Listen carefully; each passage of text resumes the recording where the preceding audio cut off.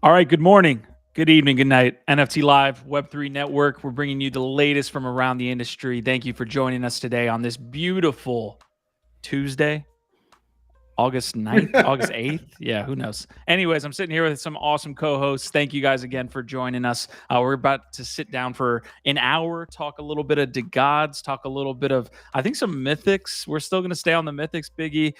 Little Lemons got acquired yesterday, so we're going to touch on whether Gifted would spend $10 on those or what you will, and then a couple other stories, moons and bricks. If you took our advice and bought some bricks from the Reddit ecosystem, you're up 300% in the last 24 hours. So not financial advice. Whoa, yeah. Sometimes. Who's giving advice around here? This is not financial me. advice. Yeah, I don't know what you're talking about. No one's doing it. We're just talking up here.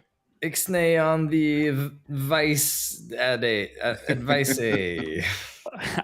We are all having the degen attire here on the Tuesday. We've got the hats, we got the black to gray attire going on. So we are fulfilling our degenerate. Biggie Poppins, what is up, my man? How are you doing today? I'm doing fantastic, Q. I'm excited. It's been a great day. I kicked it off with a couple of cool mints that I'd like to talk about later on. Oh, yeah. But yeah, man, it's nice when you actually, you have a mint that you've been looking forward to and you just get to do it. No gas wars, no bullshit. It's just great.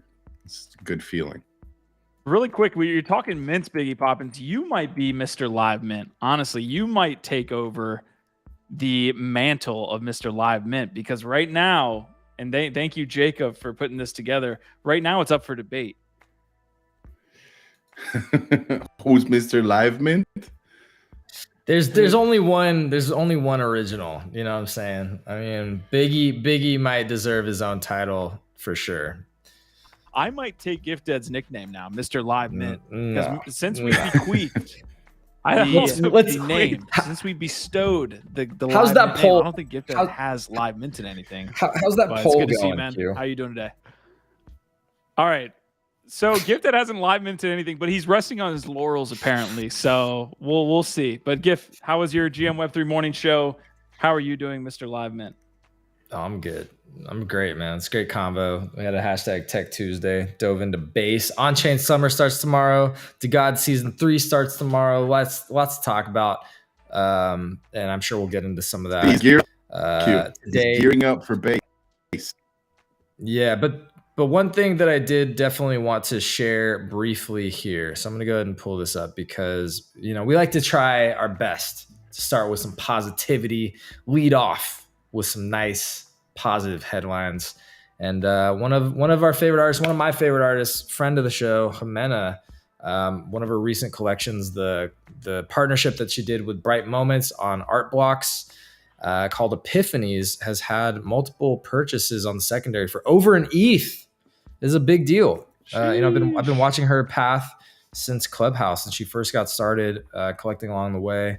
And just to see her continue to grow and start to get that kind of appreciation for her generative art is fantastic. So shout out Jimena as always. And I got one. So only 199 of those Epiphanies. So all right. Let's go. Yeah, I want to give a huge shout out to Jimena. I feel like we've been covering her for a long time, and it feels like you were talking about we're getting some momentum on that front, or she is.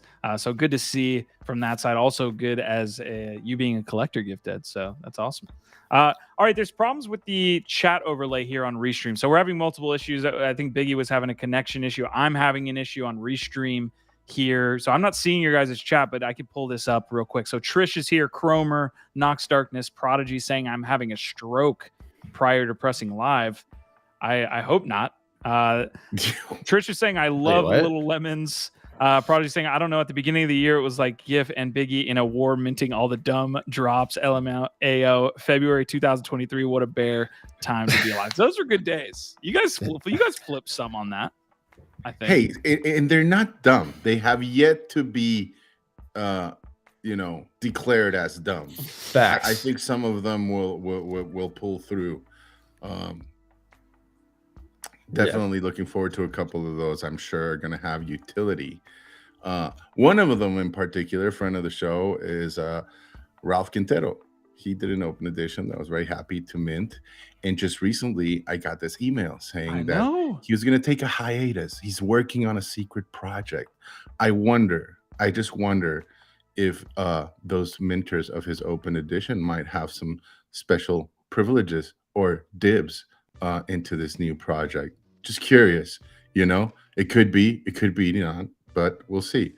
That's what these open editions are all about, right? It's like future, not guaranteed utility, but who knows? That's actually a really positive way to look at it, because when I got the email, I was like, "Oh no, he's leaving Web3, he's leaving NFTs." So it's actually really you bought into it. I was like, "Here it comes." I've been waiting, Q. I've been waiting. I just thought he was pivoting to AI like everybody else. No, I think he's just pivoting to tech, like broader tech a little bit, but we'll see. I think it's going to be a rebrand though. I'm guessing Daily Ralpha is a little bit too NFT Web3 focused for what he wants to do long term. Could be wrong. I don't know. Shout out Ralph though. Excited to see where he goes next. Yeah. And you mentioned the open editions. Jack Butcher launched a new one last night, so I don't know if that's a good segue or not, but looks like it's a very complicated, in-depth, interesting project with some mint mechanics where you can like refund it. I don't know. It's called Infinite. Not complicated. I think it's very easy. It's one of these mechanics that, like, again, it's more of a conversation piece regarding collecting art and our current, situation right now in the space. And yeah, it's not for flippers. It's not for people that are looking to make income from their JPEGs. It is for people that maybe enjoy Jack Butcher's art. And it's an infinite mint, forever open. You can mint and you can unmint and get back your money, minus the gas, of course. But I found it to be a very cool, intriguing proposition. And so, being the degen that I am, I did mint GIF. How about you? I have not. I just learned about it this morning, but I'm still trying to figure it out. I minted some of the OPEPN, like Threadition, to support that one. I don't really have a lot of extra ETH just to be like throwing at like random things right now. So like, I don't know. I always think it's really cool when people are experimenting, to your point, with the technology and also the sort of social commentary of it. Like, why are people collecting versus et cetera? I think that's really cool. And I'm interested to see how it goes. What I've been waiting for with Jack is for him to do something with the Merge project. So I'm still over here like, when merge, Jack? That's what I want to know. All right, so here's what we're doing today. We are covering a bunch of these art pieces and collections right up front. I do want to get, because we have Trish here, she was asking about a 4 million ETH burn. I don't know if you guys saw this, but we'll cover this right up front. If if you haven't been on these shows ever, we're on NFT Live right now. We cover these NFT projects, the topics, with great co-hosts that I have here every single day, 1 p.m. Eastern on this network. So if you haven't been here, please leave a sub. If you have and you already know the deal, please leave a like. It helps us get the episode out. We are going to be doing some tweeting here as well, or posting here as well, and reposting to get more folks in here while we're live. So I will drop that link into the chat and we'll see if it actually works. Because again, I'm not getting the chat stream, but there is a bunch of chatter there in the chat box, fellas. So just letting you know. All right. I mean, let's stay on these pieces real quick. So you guys want to stay in the Jack Butcher situation? Do you want me to get a link here, GIF, and you can share that out? And then Biggie, I also want to touch on your mints as well. We can get those, for sure, man. Highlighted up front. Let me send you the project is called Infinity, and Infinity VV, I guess. And I think you'll find it, the icons and the color palette very recognizable. And I think like one of the reasons that I think Jack Butcher mentioned that there is like in support of some of his co-workers, collaborators, right? But I love the outputs. They're beautiful. This is something that, immediately you kind of you can tell where it comes from, right? Like the derivative, right? But very, you know, it's like a little bit of a mixture between the checks and the Opepin iconography. And yeah, I just found it, you know, I think they're very accessible. I think they're like $15. I paid like less than $20 for a couple. I mean each one, but I bought like a couple of them. I really like them. I think like it's something that I would definitely have like on my digital canvas, you know, rotating through other pieces that I have. And again, it's in support of the conversation. I didn't tell you guys, but that clip that you posted on Twitter, or Jacob made about me saying that my portfolio is not designed to make money. I got a couple of DMs, kind of like bullshit. Like, what the fuck are you doing? Like, and I think like some might have misunderstood. Although I think most people got the context of it, is that my portfolio is not designed for income generation. Let's play it real quick. To flip. Yeah. Sector in the whole crypto space, but I am not, like, my primary drive to be here in NFTs is not money making. It is a small part of my portfolio. It is not designed to make money. It is designed to join really good, cool communities. And yes, down the line, are you kidding me? I am speculating, but I'm thinking 5-10 years down the road. Like I'm trying to like bet on projects that are going to be here through several down cycles, not just one or two.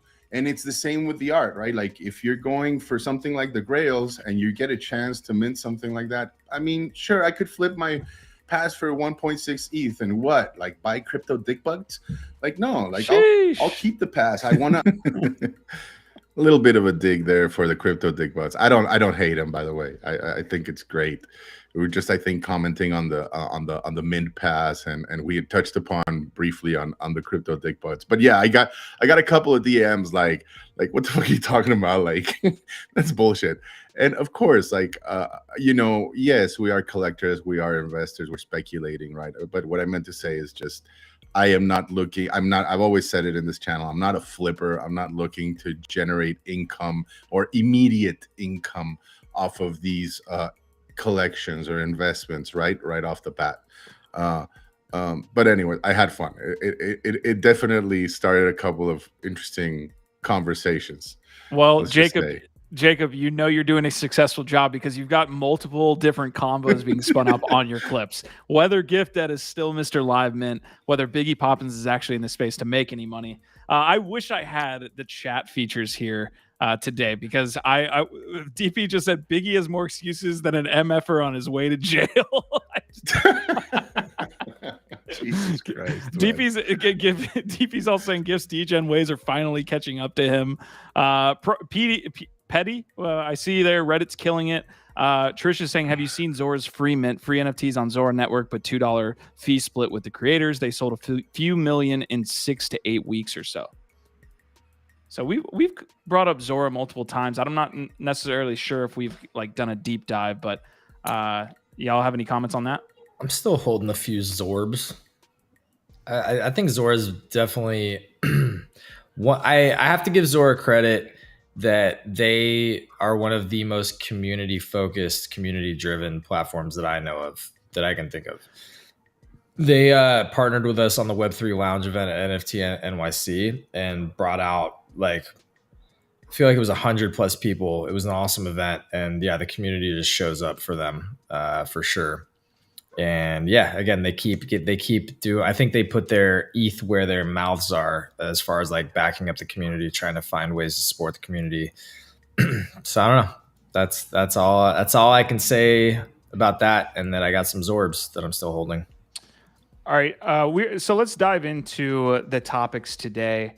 I'm not going to hit on Little Lemons up front. Let's bring up this $4 million ETH burn. It's not the biggest story. It's not going to like break any news headlines by any means, but it looks like 4 million ETH was sent to a burn address. Trish, if you have any insights on what actually happened there, I would like to know. But I mean, you're losing $4 million worth of ETH there. I thought wasn't this because I saw some people like trying to debunk this whole situation? Like initially people were saying it had something to do with like a girlfriend or an That's what I saw. ex-girlfriend.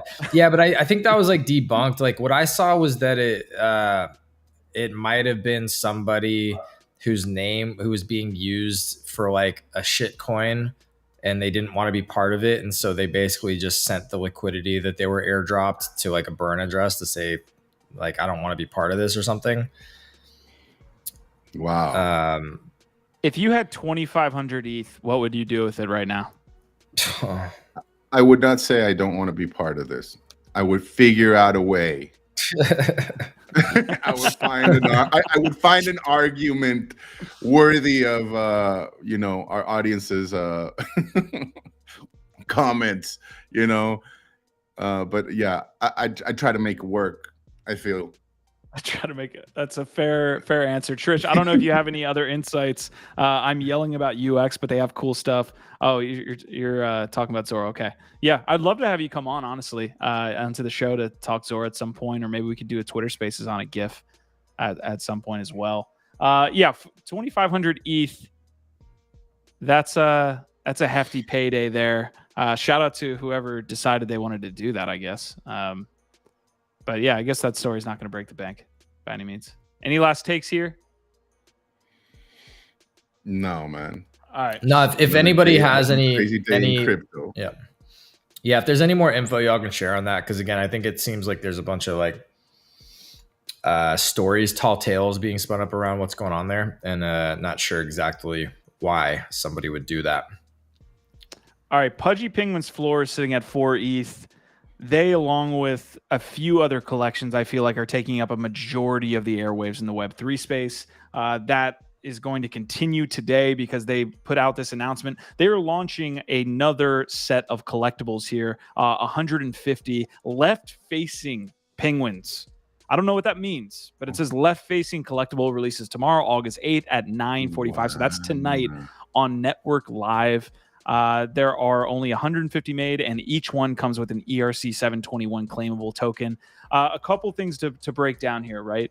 They've done this before. They've launched physical collectibles. It's very much in their, I guess, growth and networking guidelines or kind of goals to launch these collectibles, to have them sell out. So we'll look into that. I know GIF was asking if there was some type of secondary trading that happens with these ERC 721s or the physical collectibles. But any takes here, I guess my last piece is it's on Network. That's the first time they've done it, I believe, with Network, because they've done this with Amazon once. And I believe there was another drop of like a small supply physical collectibles piece. But go ahead. I think it's great, and I love the fact that it comes on the back of Luca Netz's awesome thread that I noticed you guys touched upon yesterday in the show.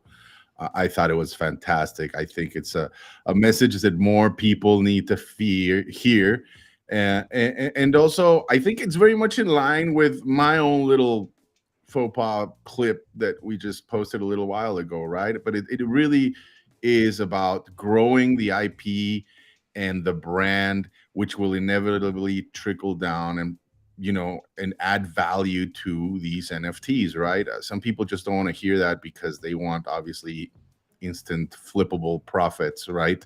And when that doesn't happen, they go to Twitter and complain and come up with all these like armchair theories about why it's not going to work or whether it's going to work. But this is a seasoned entrepreneur that's been in the space for some time. I think he understands NFTs and is really trying, like, coming at it from a very fresh, different angle, right? And he's making all the right moves, and so I'm all for it. I'm cheerleading from the sidelines for the time being, but I think it's great. I think this is what you need to see, for a brand like Pudgy's to continue to get into the mind space of people that are maybe not Web3 natives, right? It's awesome. So yeah, I agree with all that. I will add a little bit of context around what the term left facing means, because CryptoPunks, the OG PFP, is right facing, and then Bored Apes took that and turned it into like the 3/4 right facing turn, which is what Pudgy Penguins are. You can see. So Pudgy Penguins are right facing, just like the majority of PFPs are. Recently, all right, I gotta call out. I gotta call out our friends, the Based Heads, Supermassive. They were doing an interview recently where they said Azuki's big innovation is that they were the first left-facing PFP. You're wrong, fam. Sorry. Oniforce were the first to do a big left-facing turn on the PFP game. Azuki copied them. True. They stole a lot of things True. from Oniforce, by the way. So just gotta make sure that everybody knows Oni was the first to do the left-facing PFP. But that's what left-facing means. I don't know how it's being applied to this physical, because when you look at it, it looks like it's front-facing. So maybe it's just like a funny term that they're using. So. Yeah. Well, I think it's also like I'm curious about that as well, because I've heard like is it going to be like fully left facing, or is it like 3/4 facing? Because I've heard from several artists, like when you do like the 3/4, it's like a lot more difficult to pull off than just fully left, you know. It'll be especially for 3D, it definitely is. The reason why people like the quarter turn is because it tends to give more depth and life, you know, to a 2-dimensional illustration. But with 3D, you can kind of cheat and only do half of the character if you do a full left facing and not 3/4. So it's definitely much harder to do 3/4 with 3D. But then you lose depth again. Like I won't call out any projects. There's projects that I know that literally built entire 3D projects, and they tried to just rush them to market. And so they just did the half, the full turn profile, and didn't design the whole other half of the characters, 3D is such a jump for a PFP project. It's already like well known. Like a lot of these are small teams. They're not like huge entities getting space. Like if you want to go 3D, even if you're like a well-established artist, like we saw it go terribly wrong with the Atom Bomb Squad, with the second drop that they had. That was fucking. It was wild. So bad. It was so bad. But there's so many 3D projects. Like I think the OG 3D project, I think, was Yetis, wasn't it? It was definitely one of them. Yeah, it might have been. As far as I'm concerned, Yetis are definitely the OG 3D project. They definitely have their issues. but they're endearing on the Yetis, like the pan face. Shout out Cake Nygaard's pan faced Yeti. I will never forget. It's the most funny thing. It literally looks like his face is flattened, like he got hit in the face with a frying pan. All right, so good. Folks, I don't have the ability. Usually we show the comments on screen. Apologies, Restream sometimes does some funky things. But Prodigy is saying, what's the new angle when they are doing another rendition of the same drop, just faced in a different way? Oh, they are just physicals. Yeah, so I think they're like, first of all, I don't know the ERC 721 piece of this, right? Because they said they're going to be ERC 721. So potentially there's a digital. So maybe the ERC 721 is left facing, but it's not the full collection, right? It's 150, so it's like limited supply. It's going to be known as like a limited edition, probably. But that's really clever because you can probably still rock that as a PFP, be part of the community, and it'll stand out. Yeah, you'll be a contrarian penguin. Yeah. Have you guys bought anything on Network ever? No. Oh man. Yeah. Let us know in the comments if you have. I haven't. I've purchased a thing or two there. It's a little frustrating. Imagine it's like a gas war, except there's no gas. It's like everybody trying to like get approved with like credit card or deposit. It's a pain in the ass. Like I'm not the biggest fan, to be honest, but obviously a lot of people are. Oh, so Network is like more of a Web2 apparel. It's just collectibles. Yeah. Nice. It's just high-end collectibles. Like that? Yeah. Like that. All right, let us know what you think there in chat about the Pudgy drop there. But yeah, maybe we get 150 new left-facing Pudgies. That would be legit. And in Biggie, I loved your take there on Luca Nets as well. Like we went down the rabbit hole with that thread, and I think it's a great kind of thesis. It Magnus needed office. To be said. Yeah. It needed to be said. And it was very eloquently put. So yeah. Okay, so here's what we have. I see you guys joining. We appreciate it. We're getting some reposts and some comments as well there on X. So we're going to be covering a little bit more. We just covered Pudgy's We hit a couple other small things up front. Somebody lost $4.1 million. Although Trish is saying the ETH came from Arbitrum and then to a wallet called enditall.eth. So nice name. Yeah, EOS Watchdogs in the house, Quantum Variant, we see you.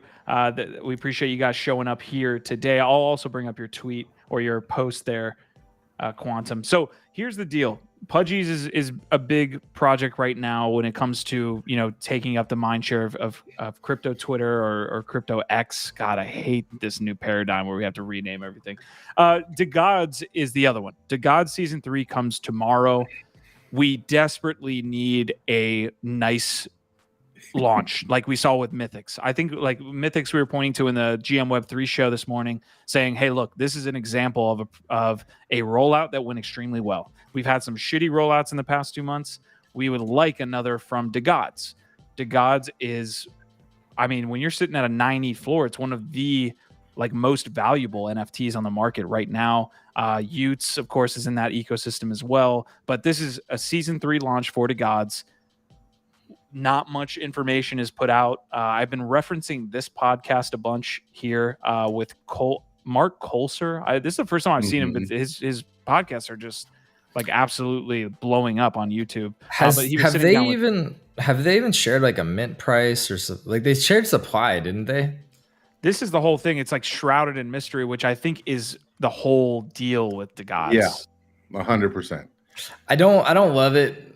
Because as we've seen, like with Azuki Elementals, they didn't share the art. They didn't really share a lot of transparency around what went into building the project at all. It was kind of just FOMOing people with hype into an overpriced mint. I really hope that they're not doing something similar here.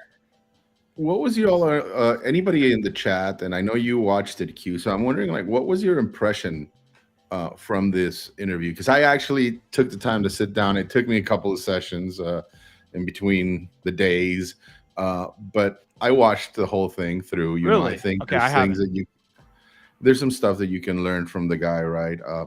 Okay, I thought you did. No, I mean, impressions are like what you said. There was no concrete roadmap or instructions on what exactly it's going to be. A lot of ambiguity, but a lot of well-phrased ambiguity is what I'd say he's a master of, like, right? Creating anticipation and he definitely knows the space well, I feel like. I mean, better than most. It remains to be seen, like you said, what this rollout's going to be like. I've seen a couple of again, this is just people in the Twitter sphere trying to, imagine what it is going to be like, because I think one of the things that threw off a lot of people was the fact that he said it's not going to be dilutive, right? Yes. And that it's going to involve new art for the DeGods, like a type of upgrade where you're not going to have a lot of this gory, imagery that they're renowned for, right? So I'm very curious to see what that's going to be like. The best idea that I've really vibed with is like an ability to maybe upgrade your DeGod into maybe a more polished look while still keeping your old one by using the points, the system that they have, by staking your DeGods. I guess you get D points, and so you'll be able to spend those in upgrading your DeGod, which seems interesting, because it's like a little bit of a collaborative upgrade, I guess. Like, you get to kind of, depending on how soon you were to stake your DeGod, I imagine, is dependent on how many D points you have, and you'll be able to spend to upgrade some of this art, which is, if that is the case, that's kind of interesting. That's kind of cool, So Let's see how it turns out. Yeah, a lot to take from that interview. I listened to probably 25 minutes of it. I need to make my way all the way through it. The one thing I'm starting to wrap my mind around is the people that play the meta the best here from a founder's perspective are clearly just leaning in as heavily as freaking possible to Twitter. And you see projects that do not. Even if they're rolling out a lot of different products, which was half of the conversation I feel like that you get from Luca and that you get from Frank, or that when we tried to roll out different like big products, they weren't well received. And Frank like blatantly said that. So I think there's projects like CyberKongs. We talk about CyberKongs a lot because I think there's a couple different projects that are like CyberKongs where they feel insular. Doodles is not the best example, but you get a little bit of that from the founding in the founding team. It doesn't feel like they lean in heavily to the culture that's on Twitter. And so what they have is like they're building dope shit, but nobody's hearing about it and nobody cares because it's a very insular community. And that's what you get with CyberKongs. They're doing some innovative things, but for the most part, they're insular. And so what they do doesn't reach the masses. Well, Doodles isn't an NFT project anymore, Q. So, that makes sense that they would have abandoned, crypto Twitter. I don't think Poopy wants to be spending his days dealing with fudders and, people throwing tomatoes at him and trolling him all day on Twitter because he's trying to build a global brand. And that's fair, right? It is fair. I think it's a unique it's a unique strategy and skill set that certain people have to be able to thrive in crypto Twitter. And again, that's to Frank's credit, right? Like that's the one thing that I definitely think he's stood out at is running the crypto Twitter game to his benefit. With this whole DeGods Season 3 thing, I think Biggie, you had some interesting points about it. The one thing that I heard was that they kept pushing it back because they didn't feel like they'd changed the game enough. So I know that whatever they're doing, they're trying to do something that quote unquote changes the game, whatever that means. I do think also, as I think Q, you were the one alluding to, or maybe Biggie, but talking about how were they also making themselves more accessible. This is also a trend and a theme that we've seen a lot of these expansion projects doing. CyberKong's Genkai did this. I think Mythics for Moonbirds is also doing this. A lot of these projects are thinking like, how do we actually take this IP and make it, give it some legs, make it more accessible, make it something that can actually develop into a bunch of other products and be received well by Web 2, Web 2.5, and other people who aren't just complete degenerates sitting on crypto Twitter all day. What does that look like for DeGods? Is that just a more polished version that's less gory? Probably something like that.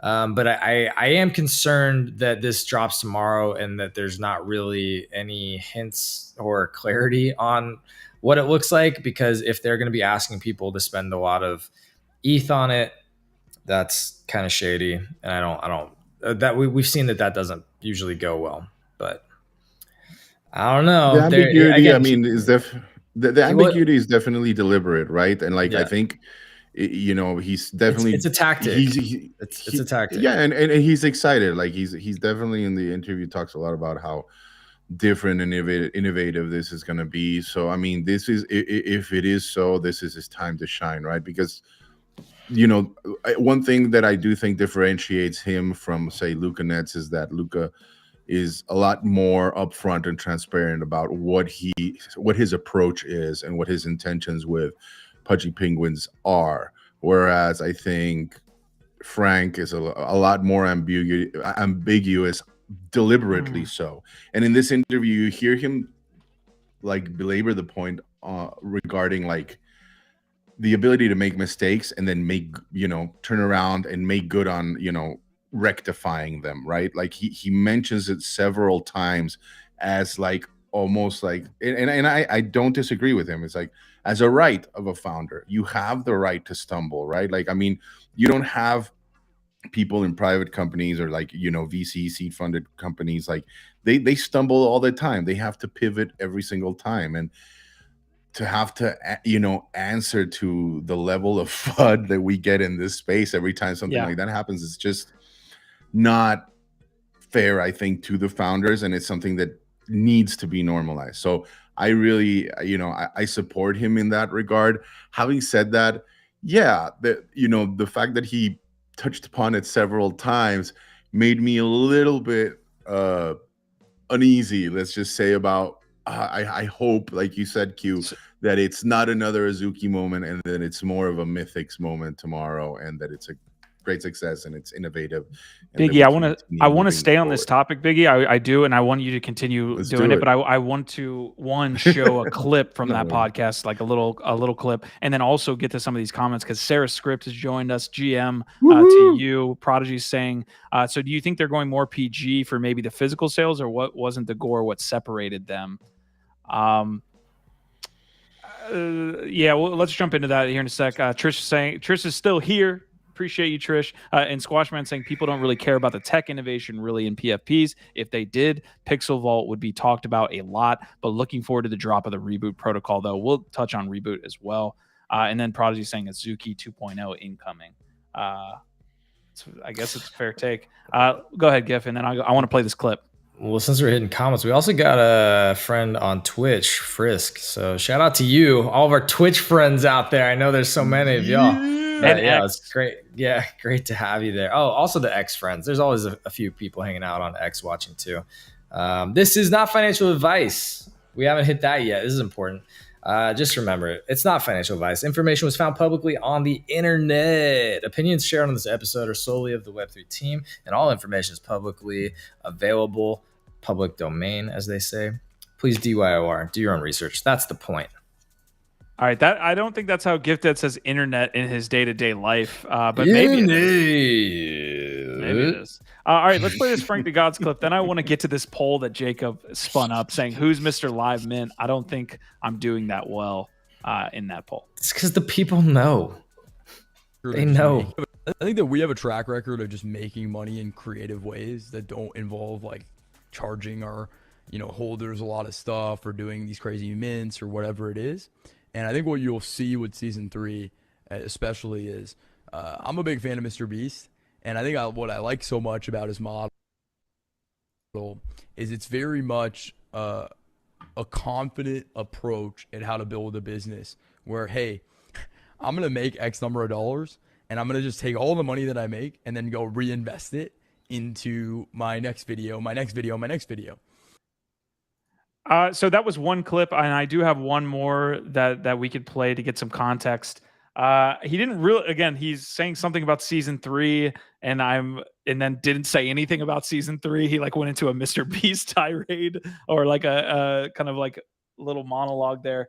I see what he's trying to get at though, because what Mr. Beast does is not worry about like revenue streams from the sense that, man, it's so hard to talk about because I feel like Mr. Beast, even his model is one that is just so far out of the norm when what he does with his videos and what he does with his revenue streams and all these different things. Certainly right now he's at a point where I don't think it matters that much, but at one point he was taking a lot of the money that he was using as runway and throwing it into the next video. Yeah, to me, the point there is he's talking about confidence and like having the confidence in what you're doing to like just continuously reinvest into building more stuff. So it's just about confidence to me, because that's what Mr. Beast did very well. Is he just said like, hey, I made some money. Cool. Well, that's going to another video. And then that video is going to fund the next video. And the next, just supreme confidence in your capabilities and your vision. All right, I'm going to hit one more clip. Biggie, I don't know if we're having too much. I think the connection's okay, but it is going in and out just a little bit. But let's see. On what was called D.XYZ at the time. D.XYZ was this blogging tool that we had put in our roadmap that we said we wanted to make that would allow for people to create content and then get tipped by users, at the time. So we spent like 2-3 weeks building that. And then we launched that. Right after that, people started flooding. They weren't happy with it.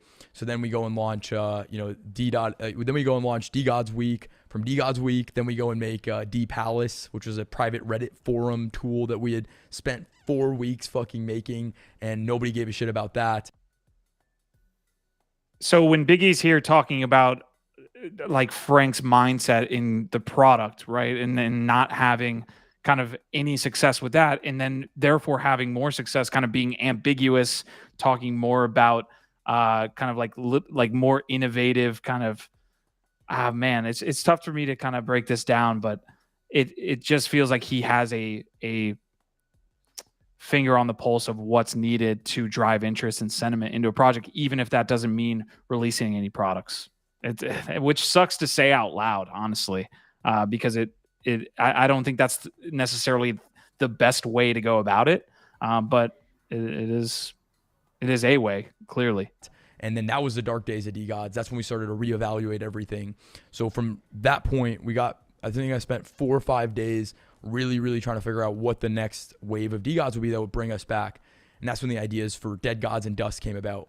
Then we hit January, and then we start rolling on Dead Gods. We announced Dead Gods. From that point to then for the next 2 months, we're building out basically raffles and auctions and utility for Dust, while at the same time making Dead Gods. Any insight on Dead Gods? No? Okay, because we're getting kind of in the weeds on the project a little bit here. That was like a longer clip here, so I'm not going to play the whole thing out. The chasm of complexity is real. For sure. One thing to touch on there, I think Dust was like a actively traded token within that ecosystem. Yeah. So Yeah. That's one way to drive interest. That's how the Utes, I think Dust is still on Solana. I think that's the other interesting thing about this, is that like they've moved their projects off of Solana, but their token is still on Solana. I don't know how that works exactly. Okay, so we'll wrap up this DeGods piece. Again, the announcement about the launch on August 9th came earlier this month. We're sitting here not knowing much other than what we've already kind of said. It's a reimagining of the art. We don't think it's a dilution. Like, I think even Wale was talking about it not being a dilution, but they mentioned 40,000 assets. So I don't know. Any last thoughts here before we close out? Because I feel like we got in the weeds real quick on that one. I sent you the link if we wanted to look at it. It looks like Dead Gods is basically an evolution of DeGods. So you can like pay in Dust to transform a DeGod. Wasn't that the initial upgrade from like one to the other? I think so. So I think like initially, yeah, the art wasn't that great, and the community demanded that it be upgraded. And I think this must be what they're referring to. GIF. Transcend only 1,000 dust. Yeah, only 1,000 dust, bro.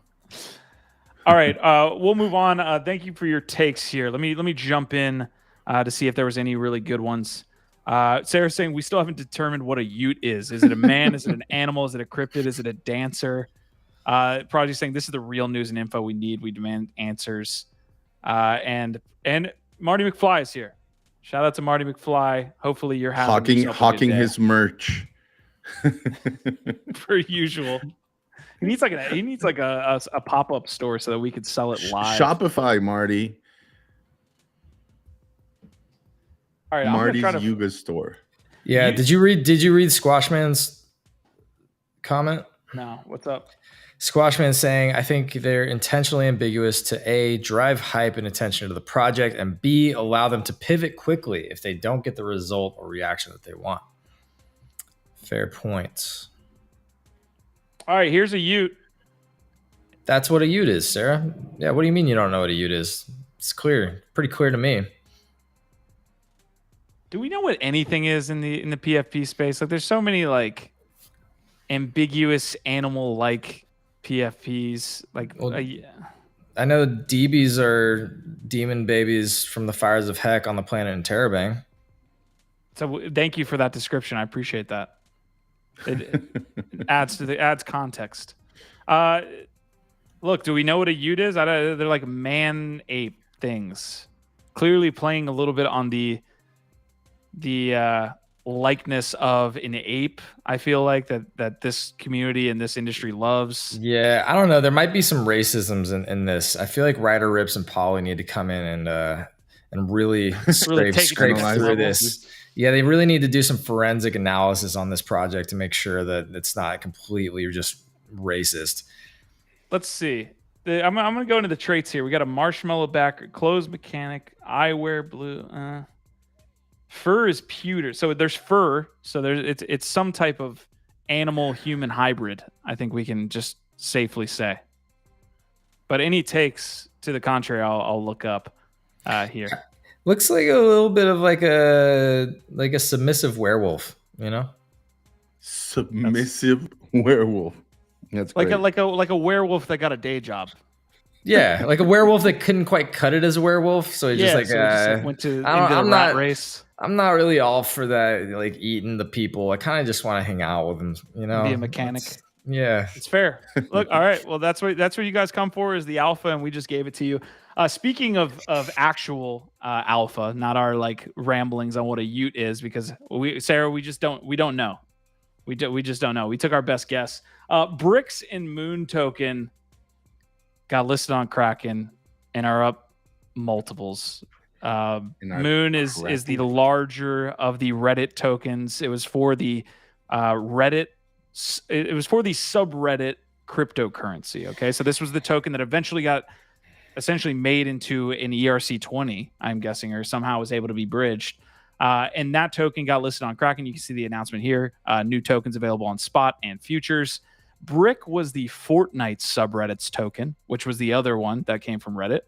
And that one was the smaller of the market cap and seems to be doing much better. So we can go to both here. Let's check out Moon. So Moon's up 31% on the news. It's up 400% on the 30-day. And then we have Brick, which was the one we were speaking about on the channel. We were saying, hey, look, market cap, it's at like 3 mil. What's the worst that can happen here? Again, this is not financial advice, but it's up 200% in the last 24 hours off of this news. So more alpha that we just don't like to follow on our own channel. One day we'll get some of these calls on our own calls, right? So any thoughts on Brick or Moons? We touched on Reddit potentially having more ERC20s when that first announcement came, but any takes? Man, the token world is just a bit too much, I think, these days. Between the alt chains and the shit tokens and the DeFi tokens, and now PayPal wants to do their fucking centralized digital currency. I mean, come on. Quantum Variant saying buy Tupperware stock. What? For the end of the world. Okay, yeah, you lost me on that one. Are we going down a prepping rabbit hole now? Or Knox saying gotta love the DBs, appreciate that. Marty McFly regarding JB. So you lose all the money in gas if you do refund it. So that's Jack Butcher. Okay. So yeah, I guess you still got to pay gas because that goes to the miners. Transactions have to happen. I assume he's not paying out of his pocket to cover the gas. It's an experiment, man. I don't know. Yeah. Okay, I'm going to move on real quick. We're going to touch on a tweet from Wale.swoosh. We do rate my bags here on NFT Hub. We're not doing it today. Gifted, don't freak out. We're not doing rate my bags today.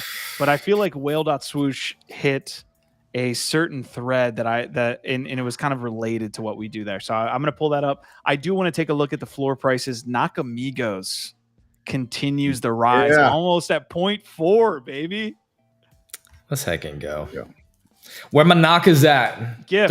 Put your Nakas in the chat. Let us see your Nakas. Actual question here, Gif. When do you make the sell? Like, do you wait even for an announcement of a certain day, or you're not riding this through? You can't be riding this reveal through. Why not, man? I mean, here's the thing. I think Nakas are gonna be around forever. I think they're gonna be around forever. I think they're going to be around for a long time because they have established themselves. It's part of the culture, fam. Nakamigos till I die for life, son. Look, I only got one left. I got my forever Naka. Do you want me to pull it up again and show you? I thought you had multiple. No, I just got one now. So I gotta, what if I want to change my PFP to a Naka? Maybe I should. Yo, should I change my PFP to a Nakamigo? Let me know. Yeah, you should. I'm thinking maybe I go full Naka on him. Just let them know. I think some people out there don't know that I got a badass Naka. Round trip GIF. LiveMint, Mr. Round Trip. Mr. Round Trip. Yes. Your humble just Web3 Sherpa. Your humble All right. Web3 round tripping live minter. The poll is in the chat. Should Gifted sell his Naka pre-mint? So there's a secondary mint that's coming up. We don't know what the hell it is. Shrouded in mystery. This whole fucking mystery meta that we're in. Should he sell it pre-mint though? Because it's going to be a secondary mint. We know it. Maybe the question should be: should GIF pay rent this month? GIF, I just feel like with it. Okay, so outside of that, what you just said, like we know what's going to happen to the Naka price. Like right when that mint happens, or right when the claim happens, whatever, it's going to shoot like incredibly fast downwards. Why don't you just flip it and then buy back in? What if I don't get one that I like as much? All right. This man just loves the round trip. I agree with you. Okay. Any other things that stand out to y'all? I'll pull it up here. But Naka's again doing extremely well. Looks like Miladies for whatever reason are doing extremely well. Opepin down 7%. We haven't touched on Punk's 2023. I don't even know what that is. Kid Called Beast up 20. Moon Bears. Look, Moon Bears take. Oh, right. Okay. No, did not know that. We don't even have any info on when the Nakamigos thing is happening. So fall. Right. Set a notification. Cool. On it. The grapes seem to be kind of holding. I don't know what they ended up getting to, but they were backing up there. I don't see. Frisk over here. I don't know if I'm saying that right. Persk on Twitch saying, I assure you no other Naka holder likes their Nakas that much. What? I disagree. Okay. I disagree. We looked into a little bit of the floor prices. The overall market is doing pretty well. I mean, we actually saw a pretty big spike there over the last hour. So we're almost at 30K BTC. Ethereum's crossing 18.5. We'll see what the rest of the market does, but I don't see any other standouts. Shiba's up 16% on the past 7 days. But without further ado, let's look at this Wale.swoosh post. I'm super interested in y'all's take on this. It's kind of it's a little bit hard to break down, but again, I saw that. Yeah. I've classified 50 NFT projects thoughts. He has kind of a 4-way chart here. I don't know the exact terminology we should use there, but you can see he's got all the major NFT IP matrix, and he's using that's a good matrix there. But you can see collectible IP and IRL. He has Pudgy Penguins as the number 1 there, but he only has 4 that have broken through to the IRL realm: DeGods, VFriends, Doodles, and Pudgies. How is Bored Apes not broken through into IRL? Yeah, that's one I would probably push to the right a little bit for sure. But there's probably a lot of movement that needs to happen on this list based on everybody's thoughts. But wanted to show this off. He also went into like a couple different. He was using build for community / build for the tech, build with community. So he took a stab at a lot of different matrices here. But I just wanted to get your take here. The Venn diagram as opposed to this matrix, but to each his own.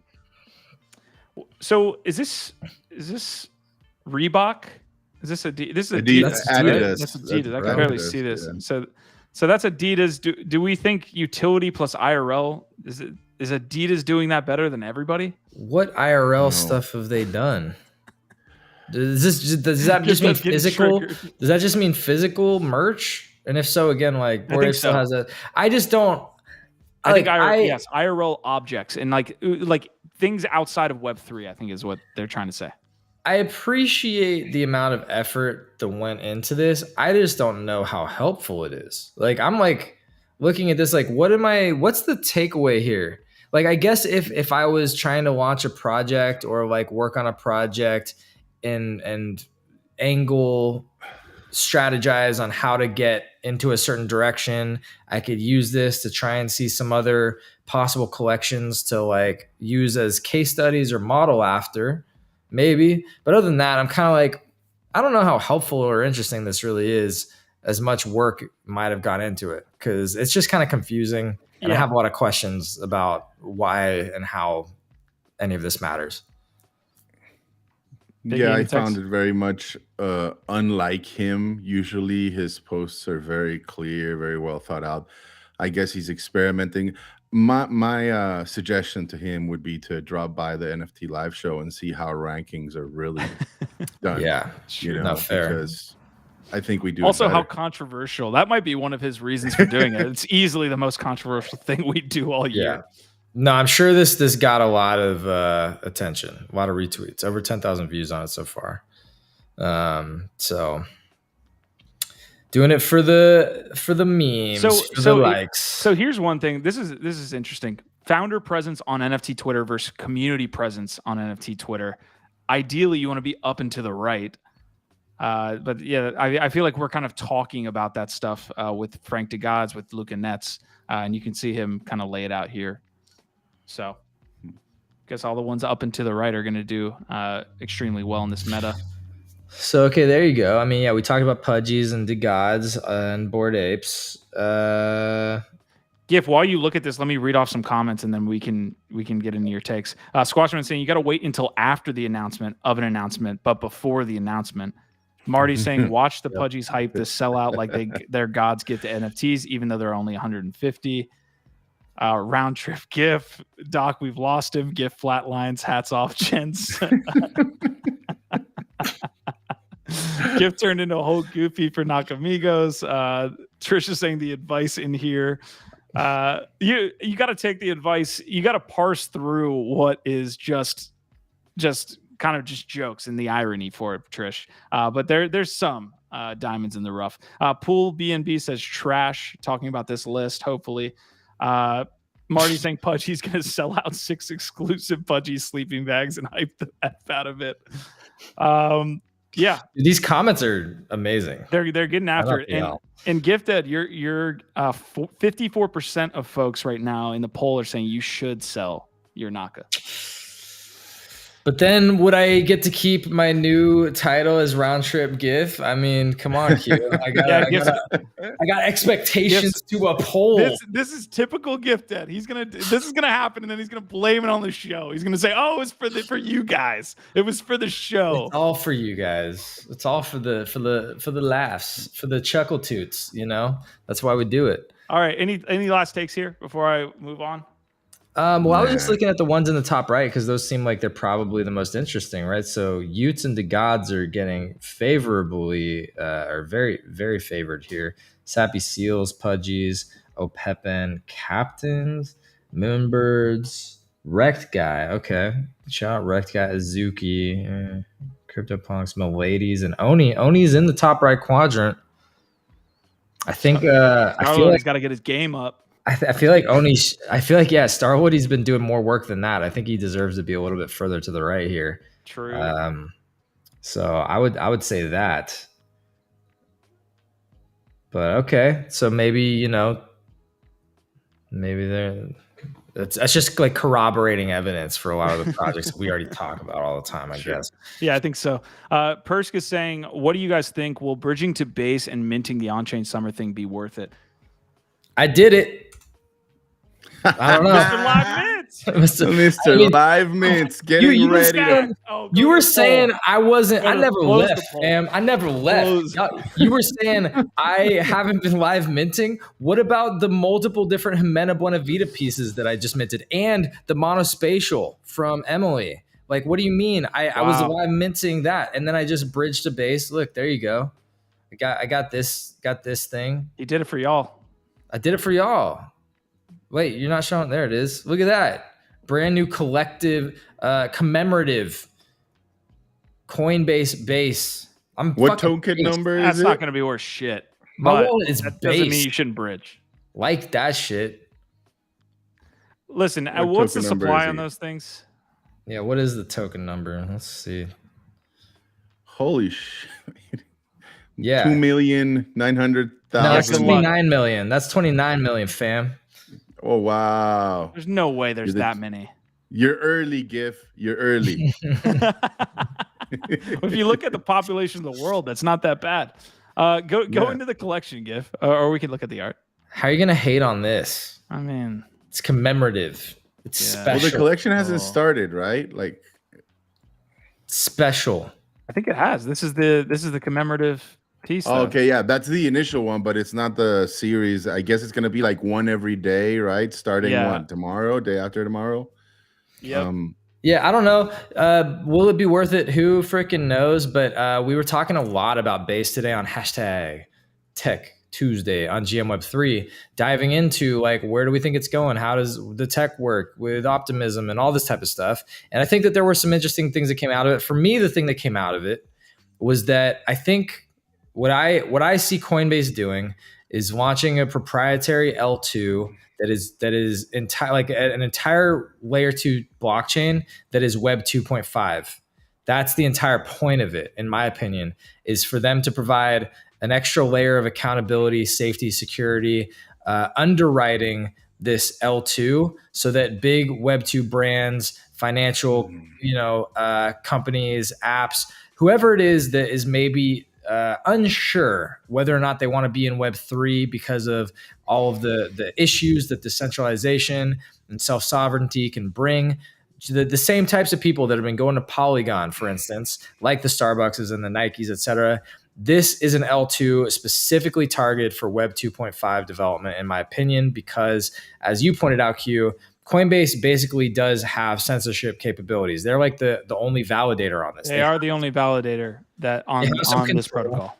And I think But I think that what I was saying is I think that is a feature, not a bug. Like a lot of Web3 people come at that just being like, oh, it's not decentralized, so it's not good. It's like, what if that's the point? What if the point is for Web 2.5 to exist, you have to have some kind of control over it? So I'm bullish on it because it's Coinbase, because I think that they'll be able to encourage a lot of people to experiment with them and come on their chain that wouldn't otherwise, probably come into Web3, like a Coca-Cola, for instance. People like that have to be family friendly, have to be secure and safe for the kids, for the kiddos, and for the grandmas out there.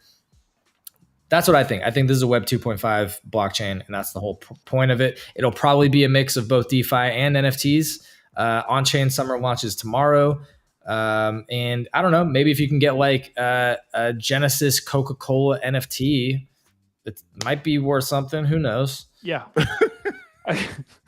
It can't be worse than the mic drop, fam.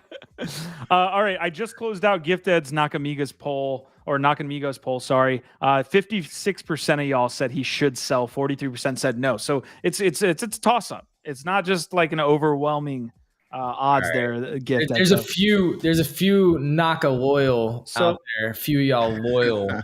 Here's a couple things. And I'll keep them quick because we did cover them on GM Web3. But okay, so first of all, this is not a decentralized blockchain. To Gift's point, maybe that's a feature, not a bug, right? They have the validators, every single validator that is pushing transactions on this network is related to Coinbase, is part of that entity. I think down the line, they will decentralize that, right? They'll decentralize it with their partners. They'll like Gemini or Circle or all of these larger entities will start to become validators. You'll get a little bit more decentralized, but it will never be to the level most people that are Web3 heavy will care and will appreciate, right? The decentralized nature of it. It is a fork or it's a built on top of Optimism. That's another piece of this. So they're taking the Optimism code, and again, I use the term fork, but they're essentially taking it in one state. So on August or whenever this chain officially launched, they forked that code, or they took it, and they're now building up another ecosystem with different transactions than Optimism itself. It is a layer 2, so it's writing back onto Optimism as well. So I don't know. Again, we get caught up in the terminology here of whether it's being built on top or on the side. All of these different things. Optimism, yeah. Anyway, it's all using the Optimism tech stack, so it goes through Optimism to get to Ethereum, whatever that is. That's the scaling solution that they've chosen. But so Bald is another piece, and Biggie, jump in here whenever. Like Bald is another piece I look at, GIF, where we were kind of at first like, oh shit, this kind of sucks. Like Coinbase is going to have to deal with putting up with this in the SEC. Now it feels like it was like a badge of honor for Coinbase. Now it's like, hey, look, we're part of the crew. We're part of the crowd. That's street cred, fam. So now DeFi could potentially move over there. We've seen, I think, 150 mil has moved to Base, which isn't that much when it comes to protocols. Go ahead. You gotta have a welcome rug for the degens, right? Well, we've seen that, right? Like, one, to say that that $113 million there with bridge, $134 million bridged over is specifically, earmarked for fucking NFT purchases is obviously obscene, absurd, and unrealistic. Most of that, in my opinion, is mercenary capital, and we've seen what mercenary capital is on other chains. It moves in, it provides liquidity, it pulls it out, and it goes on to another chain. That's all it is, folks. It's not there to grow the ecosystem, to build, or to do anything. So I'm very skeptical when I see that. Maybe total value locked has a little bit more significance to me. But even then, to me, it's just one of those things where you want to tread lightly. There is obviously the benefits go to the people that are early, like my man Giff here. If this turns out to be a thing, he's going to have a very nice collection of early base NFTs, right? But for most people, and for me included, like I feel like I'm a little bit, no longer, but I've been there before, where you spread yourself a little bit too thin, right? Like, and I definitely will bridge some over just to experiment, to have a little bit of skin in the game, have the base experience. But I'm not going to actively participate until I see more people actually start building in that chain and transacting, and I start seeing communities spring up and definitely have like unique projects, right? Because just like Bald, that with NFTs, aside from this Coinbase push, which is a little bit more curated with legit partners, you're going to see a lot of the same crap that you see on all these other chains spring up, right? Like some derivative of Moonbird, some derivative of the apes and the punks. And you obviously just want to stay away from all of that bullshit, including the shit coins. And just be careful, watch your ass, because it's new. And, people like to put up all these like big numbers of capital being bridged in and whatever. It means nothing. It really doesn't. It's, it's as easy to bridge out as to bridge in most of the time, unless shit really breaks and then you're up shit's creek. But in my opinion, you do want to just focus on, I honestly, especially if you're looking at NFTs, it's like, I want to see who's buying, like if you start seeing, prominent NFT collectors start bridging over and collecting NFTs. Okay, I'll start tracking it. I'll start looking at it. But yeah, I'm not in a position right now to be dejetting into alt chains, nascent alt chains, starting stuff like this. It's just my point of view. The tough part about this is it's almost a paradox when it comes to wanting to get onto a chain when things are there. The chance that you have, it depends on what you're there for. Again, like if you like, what I'm talking about specifically is the outsized gains happening when the chain is relatively dormant. Like, I know that sounds dumb, but like I just dropped a link there for y'all to check out. Kobe was writing on this, talking about finding the meta game, right? And I brought this up multiple times on the channel. You need to read this article because it lays it out way more intricately than I could ever do. But TLDR is, if you find the meta game before other people, you can win. That's, dude, I'll give you one anecdote. I didn't know what the hell Polygon was in like, it was like early 2020. Avagachi made me bridge over there. And within that, once I bridged my ghost tokens, I used a DEX called QuickSwap. Not known at the time. Nice. But now one of the largest DEXs on that chain. I held QuickSwap, and that shit 100x or 50x or whatever, because again, the liquidity was low. People didn't know about it. So it's a paradox. And I don't want to like go down the weeds there, but that's the same thing that happens with all of crypto. And so I don't want to go down too far, but that's my anecdote. And Kobe is like one of the smartest guys in the space, in my opinion, and trying to find the meta game before anybody else is important. I don't know if that applies to base. I don't. I think that there will be some while people still wait on the sideline. I do think an argument that is pertinent here is that this is no longer 2020, 2021. All chains are, I don't want to say very well established, but more so than back in the day, right? And we're seeing this especially with the EVM chains, right?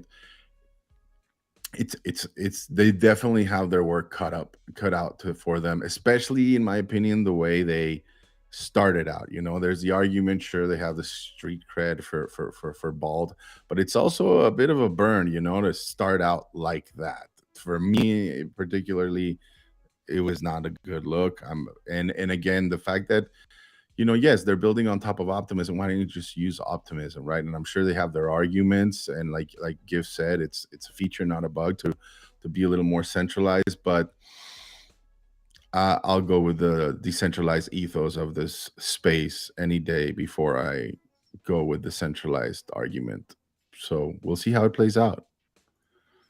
Yeah, I love those thoughts from Kobe there. I think it's real. It's definitely wisdom. Nothing's financial advice, but that's the closest thing that you'll get from Kobe there. I did also pull up the optimism chart if you want to look at it, because one of the things that's interesting to me is like, what are these L2s built on top of, a tech stack, an L2 tech stack like Optimism due to Optimism, then all of this, including the PayPal stablecoin going onto Ethereum.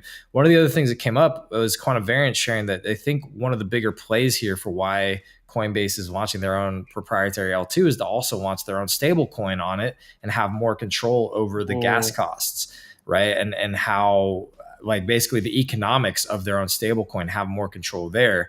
And again, all of this being on Ethereum. So this is the 1 month chart on Optimism, looking very strong, up almost 40% on the month.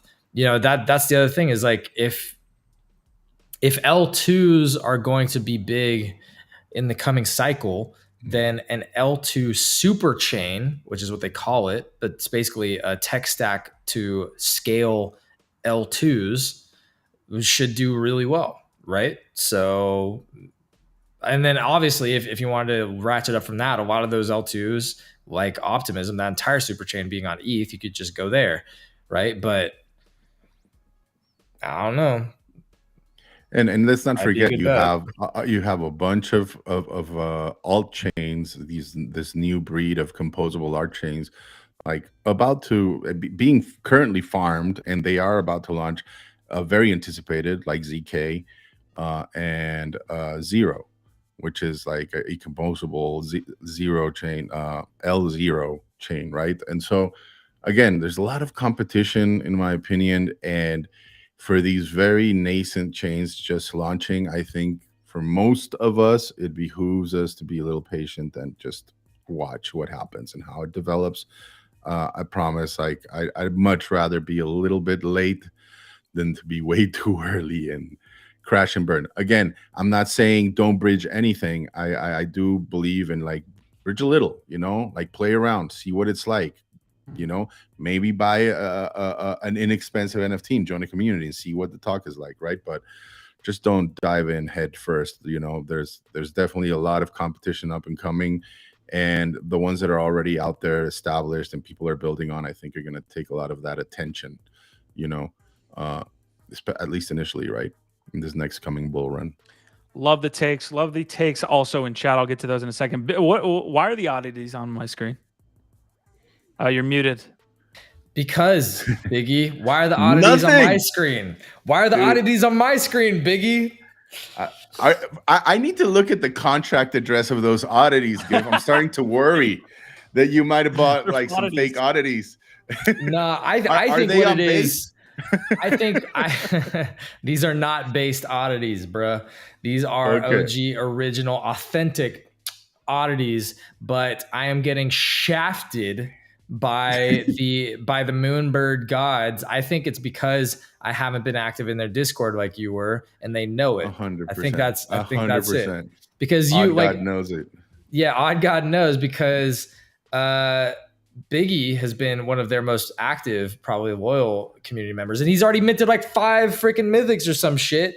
I just got 2 and I can't get a single one, and I'm starting to get a little down. I'm starting to be a little heartbroken about it. But you know, I think though you should feel good about it, Gift, because the more the random number generator, you know, I don't know. Sometimes I feel like, and again, this is like woo gambler speak. I don't really gamble, but you know, I don't know, like if you've ever gone to Vegas. I have friends that love to, like, you know, play those fucking slot machines, and they never go to like a fresh, lonely, like there can be 1,000 slot machines that are empty, but they always want to go and play the one that's been played the most, right? Or they'll look for somebody that's been playing for a while and gets up and leaves. I'm like, dude, there was like 2 next to you, and they're like, no, because this one's warmed up, you know? And lo and behold, some of these motherfuckers are like really lucky and sometimes do well at it, to the point, Gift, that I think when it comes to these generative contracts, I feel sometimes I've come to the conclusion that it's the same thing. You got to wait for them to warm up, and then the outputs start getting a little more complex, more interesting. And so maybe that's what's going to happen, you know, like you'll probably like end up like getting your mythic somewhere in the middle, and hopefully, and you know, the outputs are just going to be outrageously cool.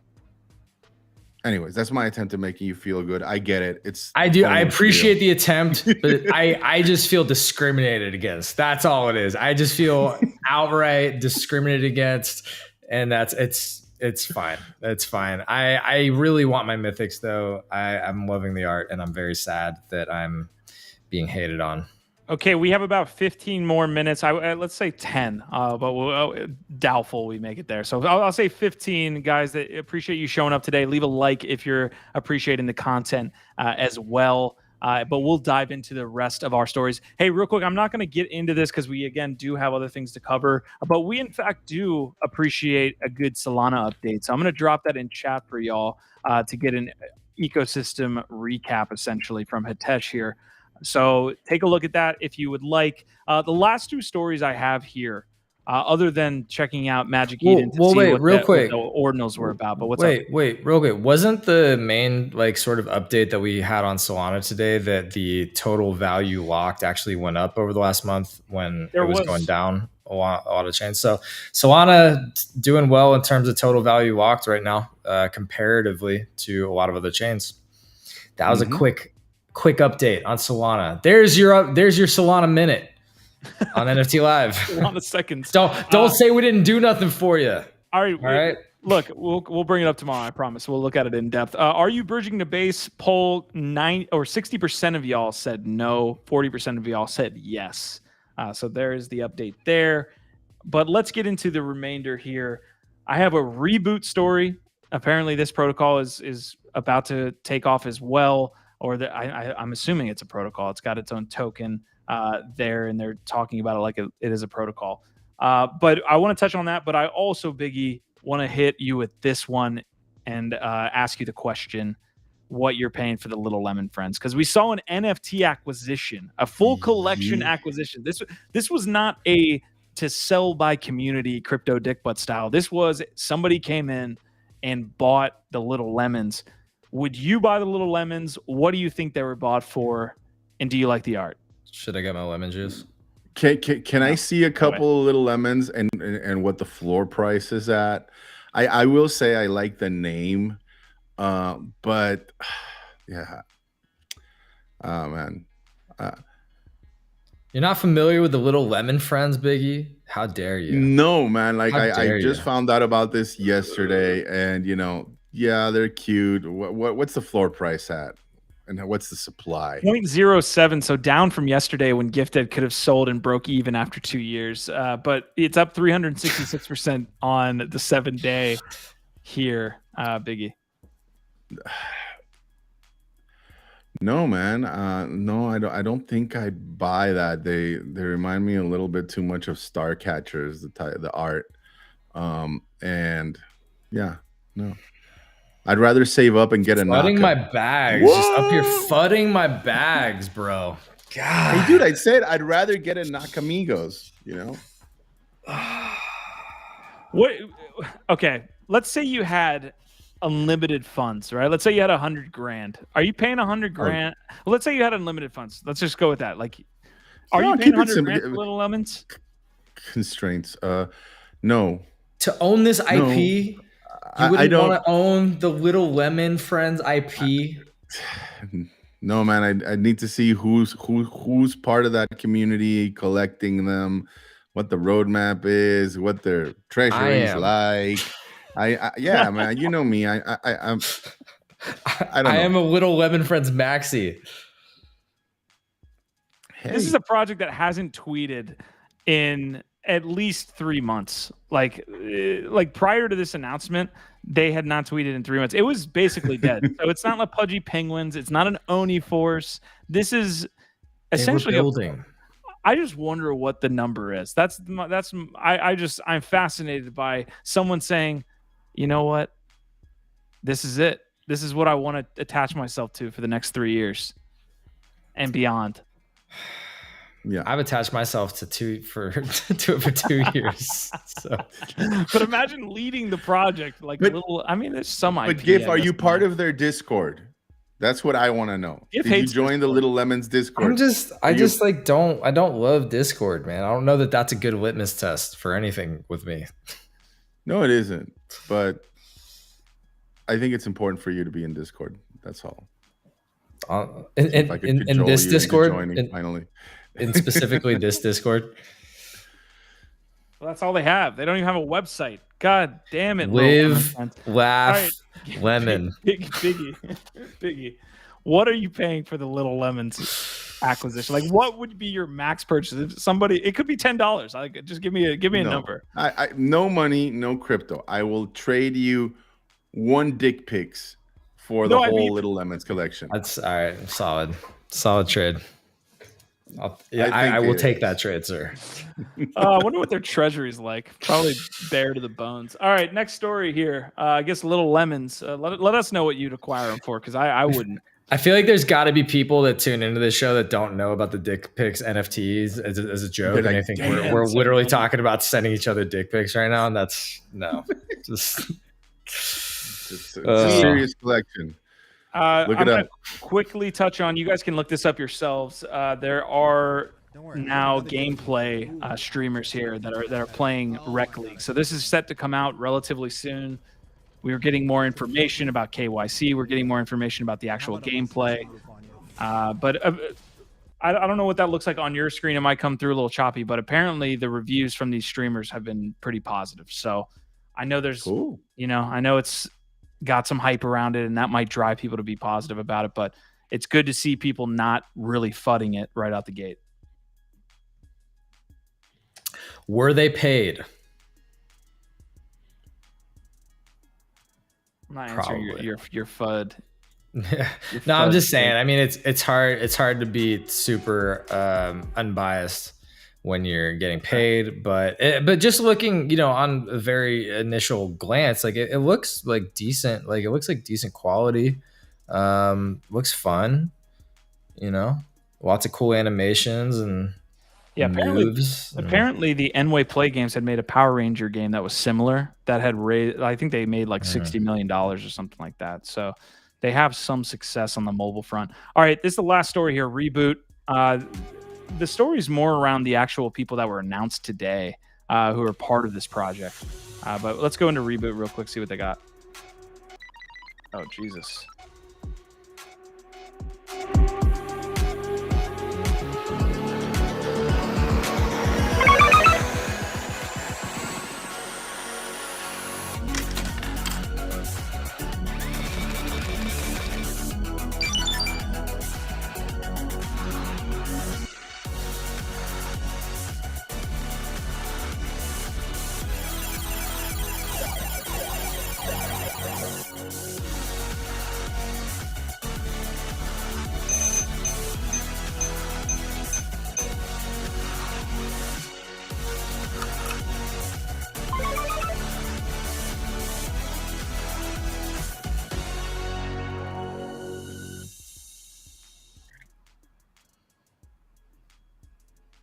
Definitely so I would say Arcade Protocol would be one of the ways to explain this, but it's definitely a protocol. GG Token as well. This was the announcement today addressing the collaborators, which is who's who of individuals that we can go through. But initial takes while I go through the people that are involved with this. I haven't heard of Size Chad, but that's just a fun. It's just a funny. Size Chad's huge. It's huge, a funny name, bro. I like it. He was like big it. during the DeFi days for sure. He still is. I mean, look, it looks like a really cool idea. I like the video. I thought it was, well explained, very simple and like understandable, cool animation, blah, blah, blah. Obviously a lot of really powerful names behind this right now. As you scroll through this sort of who's who of different influencers, keep scrolling, please. But the thing that like we keep coming back to with so much of this is you have to have the app store. So it's like, cool, you've got the protocol, you've got the place, but now what are people going to actually do there? Are there going to be legit apps? Are there going to be cool arcade games? Are there going to be a bunch of devs that are coming into this to make super awesome games that people want to play, that are sticky and like have a solid lifespan? Or is this more infrastructure for a thing that isn't going to deliver anything that people want? So I don't know. That's just the concern. And I obviously we want them to succeed. And it seems like a really cool idea. I just, yeah, like you use that metaphor, that analogy today of like calling a lot of these protocols like basically app stores. And it's like, well, no, it's like they need both. It's like, but the app store is the thing that people care about. The thing that's going to drive people there is the apps on the protocol and the app store aspect of it. And so all of this just, again, shows me infrastructure and doesn't actually show me the app store. And that's just the big question mark. Biggie, I want to get to your takes here, and then I'll get to some of these comments to round out the episode. Man, not much to add. I don't know. Maybe I'm a little jaded that sometimes, like when I see a stellar group of folks like that involved in a project, it doesn't, I become a little bit suspicious, but it's definitely one of those narratives that I think is going to be big in the next bull cycle.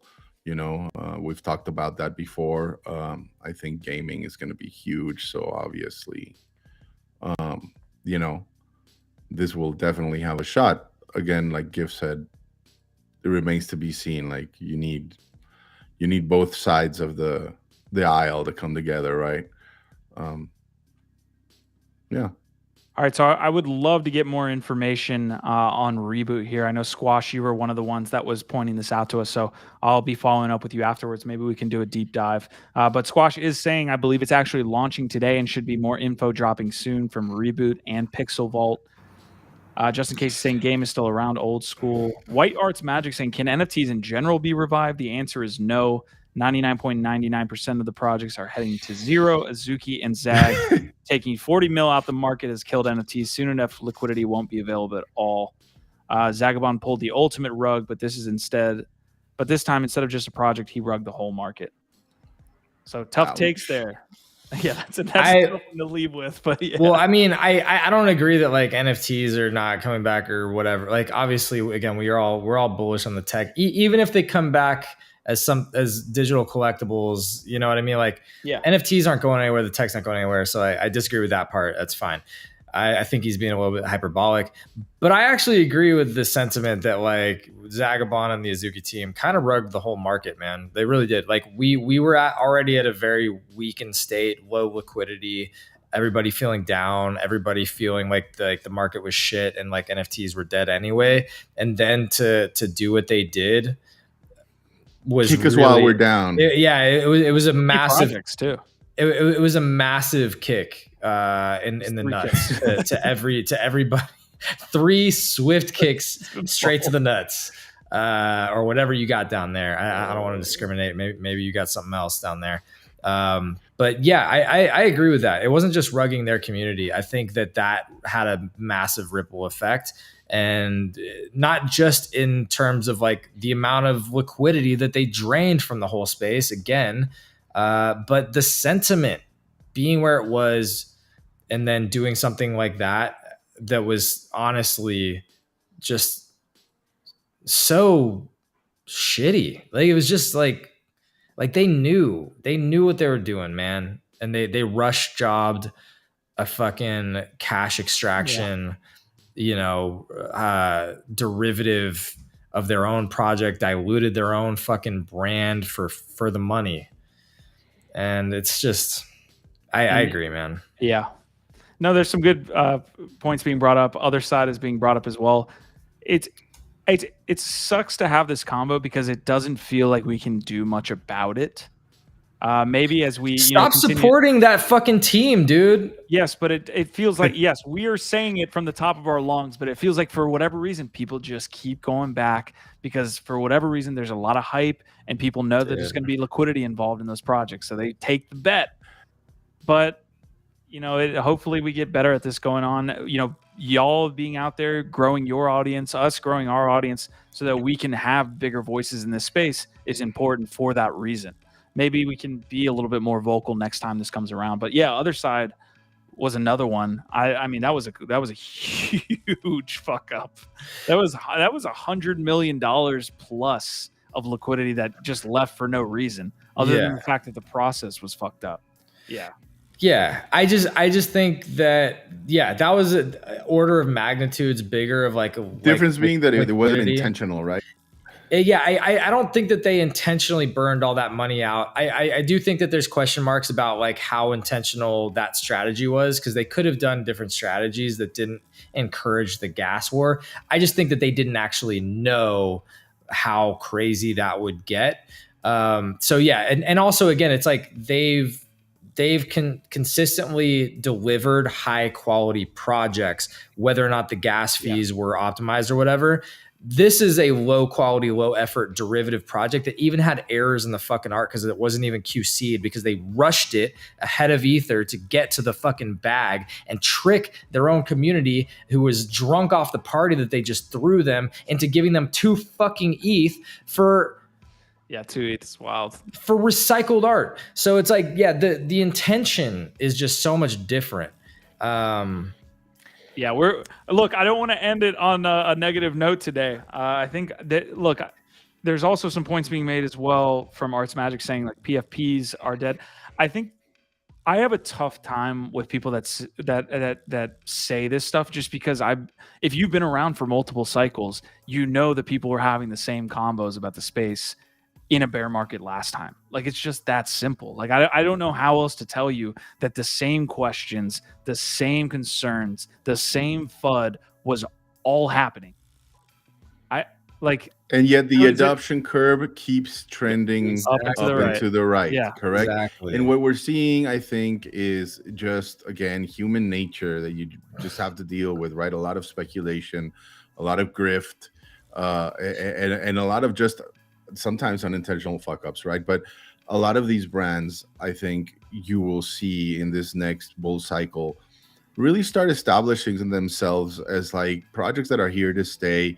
And I hate to make the comparison to say like a Rolex or a Louis Vuitton, but eventually you will see some of these projects reach a point of where the limited supply and the amount of demand there is for it, that when you own some of these assets, you'll be able to look at them and be like, oh, that's a comfortable hold. Like you can hold this and know that you're going to be getting value from it and that it's going to hold its value, right? Obviously, we're not there at this moment, right? And we are going through the grifters and the fuck ups and the experiments, right? But yeah, to say that they're just dead is, I think, again, equivalent to mid-curving it. It's just kind of like throwing your hands up and saying, I give up. And it's like, no, man, you just need to surround yourself with the right people and follow the correct people, right? Like, there is a lot of noise in the space, but if you're able to track the correct projects and follow the right people, you will see that progress is being made. And again, that the adoption curve is moving up and to the right. You just need to be a little more patient and not FOMO into everything that you just hear on Twitter and the newsletters and the casino will happen again. The casino will happen again. Well, and people keep conflating the fact that a lot of NFTs or PFPs will die with the idea that all NFTs or PFPs will die. It's just like these are two very different things, and both can coexist, right? You can have a die off of a lot of shitty projects or projects that aren't supported and still have a lot of great ones. You can have a lot of NFTs go away or die and still have a lot of NFTs in the future. And so for some reason, it's like, people can't wrap their minds around that these two things can coexist and that there's a lot of nuance here. But to the point about like a thesis on PFPs and why they're not going anywhere, if you believe that digital identity is important, like PFPs are a super, super valuable and useful tool for digital identity and ownership of digital identity. Not to mention the whole like additional aspect of tribalism, community, collectors items, art, all of the other things, culture that come with that. So that's why they're not going anywhere. Like everybody's going to want to be in a club, be part of a community, represent themselves in different ways, and do that in digital platforms and do it in an ownable way. So if you think NFTs and PFPs are gone, like I disagree. I think it's just short-sightedness. 100%. And I mean, the way I try to explain it to some of my friends over here is like, just think of something like LinkedIn, right? You go into LinkedIn, and if you're going off of the picture alone, there's not much you can tell about a person, right? And that's why they have the whole descriptor at the bottom and who's employed you and what have you done and all that stuff. And even that can be hacked or gamed, right? Now imagine if it's a PFP. Can you tell something about a person, assuming, of course, that it's verified and that the person that owns that VFP is the person that says who they are? Like, I think you can. You know, you see an ape, you see a bird, you see a doodle or whatever. There are a lot of things that you can immediately grasp about that person based on his preference of collectibles, right? Go into his wallet, check out his POAPs, what have you, right? It is a very powerful new technology that people still like to minimize by calling them JPEGs and what have you. But aside from the access and utility that can be bestowed upon them, but just as a form of identity and recognition and tribalism, I think you're going to see a lot of things, benefits that come to the people that are part of these communities and actually like participate and really uplift and uphold them, right? That's just my take. I don't think PFPs are going anywhere. White Arts Magic is saying, glad for your guys' take. I do say 99.99% of the current ones. There's still that 0.01 that will do something. Oh, yeah. And there's a couple others. Sony Black, 100%. I want to get to yours. Look, I think with NFTs as well, like remember that not everybody has to do this stuff. Like that low supply is a feature, not a bug, right? Like you don't need 1 million people to want to get into Bored Apes. You need about 20,000 of individuals in the world, which is not a ton of people, you know? And so that actually, when we have this debate, I think a lot of people are like, well, it's never going to run up to that price again because not everybody's going to do that. Well, it's like, again, you don't need everybody. You need a select few of people, and you need to create that aura of value, or that aura, like you were talking about, Biggie, of Gucci and other things that people want to be in it. And there's enough people to fill that 20K, 30K community, if that makes sense. So that's kind of a full thesis. I know we're over time here by a ton. I think we're like 30 minutes past my 10-minute mark. But Marty's or Sonny is saying, I know you guys think you were trying to front run. They were trying to front run Ether, but the party date was planned many months before. And Prodigy is talking about some other thesis points too. We see you. Any GIF? I'll let you finish this one out, and then we do have to wrap up. They did front run Ether. It's like, it's not trying to, they did. Just because the party date was planned doesn't mean that like the mint date was set. They announced the mint date at the party, not when the party was announced. So to me, I don't know either way. To me, they clearly rushed it because there was broken art. So you can't argue the facts. If you go look at the art, there's broken art, which means that they rushed it. They copied a bunch of the same assets to create a derivative collection as quickly as they could. So they could have pushed it back. If they weren't trying to front run Ether, why didn't they push it back a week or two to take time to fix the art and like do a QC if they didn't front run them? So I disagree. I just disagree. Yeah. It's clear that they front ran them to get to that bag. Okay. So all right. Look, this was a pretty this was one of our longer episodes of the week or the last few months. But I appreciate y'all showing up, giving your takes. Those of you in chat, we appreciated the insightful takes. It's not just y'all like getting after us. Sometimes the chat can be a little aggressive with getting after us, but y'all were giving your insights the whole time. We do appreciate it. We're here every day, 1 p.m. Eastern. We appreciate you guys again showing up throughout. It's been about an hour and 40 minutes. So those of you that stuck around for the whole episode, we love you guys. Leave a like if you liked the episode. If you like the co-host up here, if you don't even like us, you can leave a like. Who knows? I don't know. But Biggie Poppins gifted. Let's take us out here. Again, our vibe, our tribe. See y'all tomorrow. Our vibe, our tribe, 100%. Shout out to our regulars. It's always so nice to see you guys in the chat. It's a little frustrating, but I was able to hack it and kind of put YouTube on mute and see y'all chatting away over there. I'll leave on a positive note. I am, and I'm sure many of you, as cynical as we can sometimes be, we are here for the art. You wouldn't be here at this point in time in the bear market, listening to us at this time of day, talking about JPEGs, unless something about it made you come into the space, stay here. And I want to applaud you for that, because really that is what's going to make us reach adoption and get somewhere else. And so I'm going to drop a little link in the chat for y'all and challenge you to try something new, something different. This is a really cool app that I found that basically shows you the trending tracks, music tracks for MP3 music crypto NFTs. And just look at it. I'm not even saying you should buy it. Remember, it's not NFA. But if there's one art form I feel that really is at this point like all about the art and just enjoyment, is music. And so maybe you find something there that you enjoy, something different, and whether you choose to collect it or not, that's up to you. But there's a lot of cool stuff being built out in the space, not just in PFPs, not just in gaming, everywhere. Just got to keep your eyes open and stay positive. And with that, I leave you until next time. I love you, fam. Biggie, drop me that link in the private chat because it doesn't let other folks drop links. So, I love that. Going out on a positive note. Just much love and appreciation to everyone hanging out with us. We will be back with more GM Web3 and NFT Live tomorrow. And if you haven't subscribed, please do so. Y'all know how this stuff works. And we want to make sure that you're here as much as possible and support what we're doing too, because we can really use it. So drop a like, drop a sub if you haven't, and our vibe, our tribe.